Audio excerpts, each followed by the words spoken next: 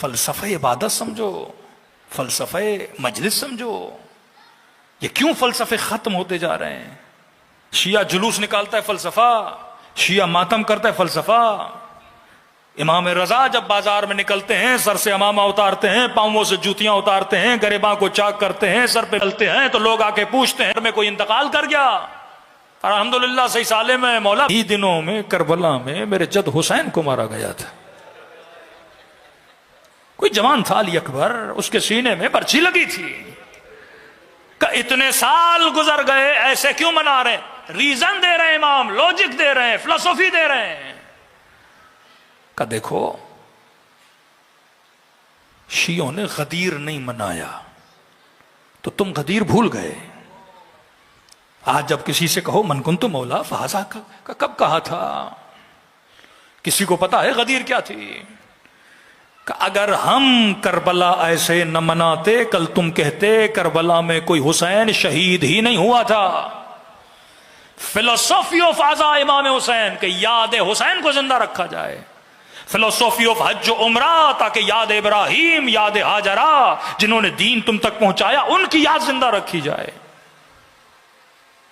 شیعہ جلوس کیوں نکالتے ہیں؟ ایک بستی میں 10 گھر شیعوں کے، 50 گھر اہل سنت کے. کہتے ہیں یہ کیوں نکالتے ہیں جلوس؟ یہاں تک ایک بستی میں 20 گھر شیعوں کے، 500 گھر اہل سنت کے. لیکن شیعہ بس ضد ہوتا ہے روٹ بنا کے تو ہم جلوس نکالیں گے، 2 گھر بھی ہوں گے ہم جلوس نکالیں گے. فلسفی کیا ہے سوچو تو صحیح. یہ تو نہیں صدیوں سے کرتے آ رہے ہیں، کرے جا رہے ہیں، کرے جا رہے ہیں. جناب فلسفی سمجھو دین کا فلسفہ. یہ مکتب عقل کا مکتب ہے. اگر اس مکتب میں لاجک نہیں تو مکتب کسی کام کا نہیں. کیوں جلوس نکالتے ہیں؟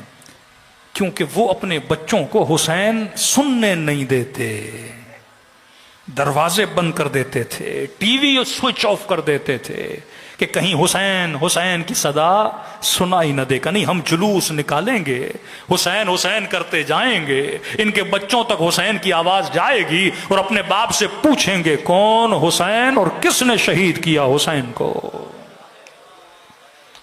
تاریخ کے ظالموں کے چہروں سے نقابیں شیعوں نے اتاری ہیں. دا ٹولز آف ایڈورٹائزمنٹ تھے یہ. کبھی ایڈورٹائزمنٹ کا طریقہ جلوس، کبھی علم. کہ مولانا ایران گئے علم نظر نہیں آیا، عراق گئے عراقیوں کے گھروں پہ علم نظر نہیں آیا. میں نے کہا جہاں رہتے ہی شیعہ ہوں وہاں علم نہیں لگایا جاتا. ہم رہتے ہیں اہل سنت کی بستی میں، ہم بعض ایسی بستیوں میں رہتے ہیں جہاں دشمنان اہل بیت ہیں. میں نے کہا رحیم یار خان سے نکلو، روڑی کراس کرتے ہوئے حیدرآباد کی طرف چلتے جاؤ، اندھیری راتیں ہوں گی، 1000 گھر ہوں گے، کوئی گھر نظر نہیں آئے گا. لیکن جس گھر پہ غازی کا علم لگا ہوگا وہ گھر دور سے اعلان کرتا ہے کہ یہاں کوئی علی کا چاہنے والا رہتا ہے.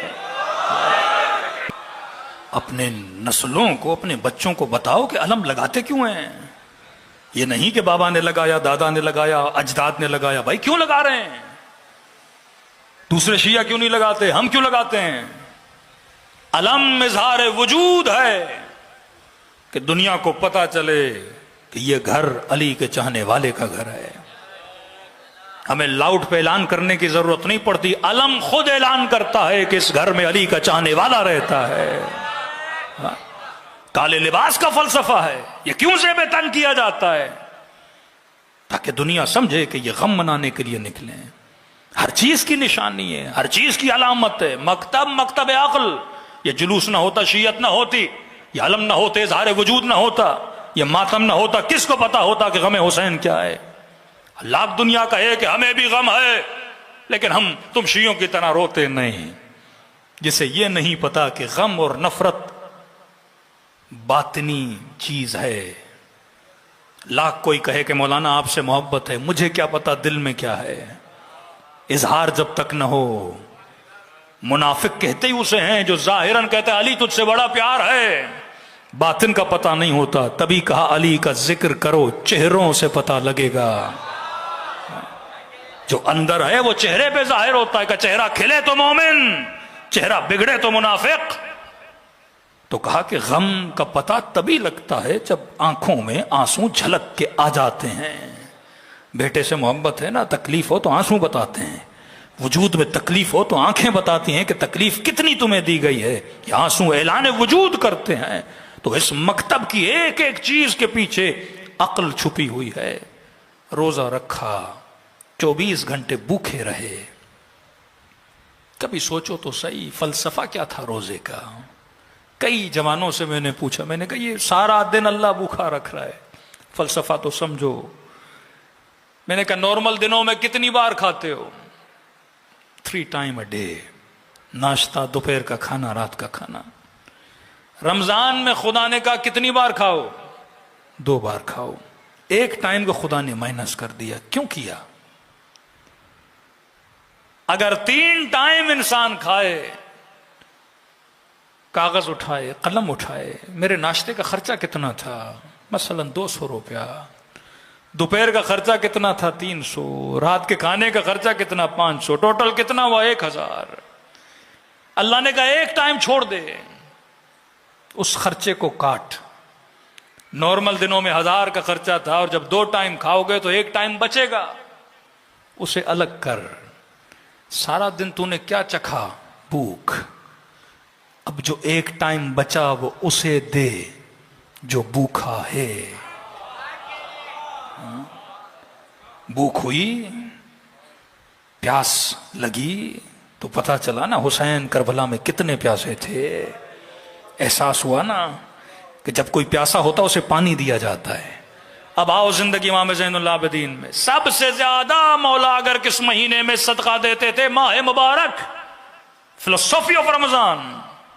بکرا لاتے، کاٹتے، خود بوٹی بوٹی کرتے، دیگ میں سالن بناتے، روزے کے عالم میں اس سالن کے شوربے کو سونگھتے، اور جب اذان کی آواز آتی کہتے غریبوں کو بلاؤ، جو بھوک میں نے محسوس کی ہے انہیں کھلاؤ۔